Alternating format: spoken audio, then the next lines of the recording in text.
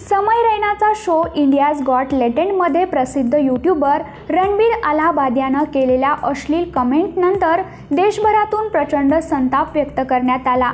या प्रकरणी सुनावणी देताना न्यायालयानं रणबीर अलाहाबादियाला चांगलं सुनावलं होतं। तसेच या सुनावणी दरम्यान न्यायालयानं ऑनलाईन प्लॅटफॉर्मवरती प्रसिद्ध होणाऱ्या अश्लील मजकुराबाबतही एक महत्त्वपूर्ण टिप्पणी केली होती। ऑनलाईन प्लॅटफॉर्मवरती प्रसिद्ध होणाऱ्या अश्लील मजकुराबाबतही काहीतरी निर्बंध असायला हवेत असं न्यायालयानं सुचवलं होतं। त्यासाठी केंद्र सरकारनं निर्बंध आणायला हवेत असं देखील न्यायालयानं म्हटलं होतं। परंतु जर केंद्र सरकारनं तसं केलं नाही तर आम्ही हा विषय असाच सोडून देणार नाही असं देखील न्यायालयानं नमूद केलं होतं। परंतु या प्रकरणानंतर केंद्र सरकारही आता ॲक्शन मोडवरती आल्याचं दिसतंय। नुकत्याच केंद्र सरकारनंही OTT प्लॅटफॉर्मला कडक सूचना दिल्या आहेत।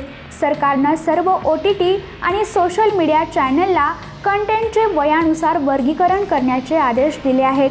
केंद्राच्या माहिती मंत्रालयाकडून प्रसारित करण्यात आलेल्या निवेदनानुसार ऑनलाईन प्लॅटफॉर्मवरती कंटेंट प्रसारित करताना कायद्यातील विविध तरतुदी आणि माहिती आणि प्रसारण मंत्रालय IT नियम 2021च्या अंतर्गत विहित केलेल्या नियमांचे पालन करण्याचे निर्देशही देण्यात आले। तसेच मुलांना अनुचित सामग्री पाहण्यापासून ऐकण्यापासून थांबवण्यासाठी A-रेटेड कंटेंटसाठी प्रवेश नियंत्रण लागू करण्याच्या सूचना देण्यात आल्या आहेत। तसेच कायद्यानं प्रतिबंधित म्हणजेच बंदी असलेला कंटेंट प्रसारित न करण्याचे आदेशही देण्यात आले आहेत। माहिती मंत्रालयानं म्हटलं आहे की OTT आणि सोशल मीडिया प्लॅटफॉर्मवर अश्लील कंटेंट प्रसारित झाल्याबद्दल तक्रारी प्राप्त झाल्या आहेत।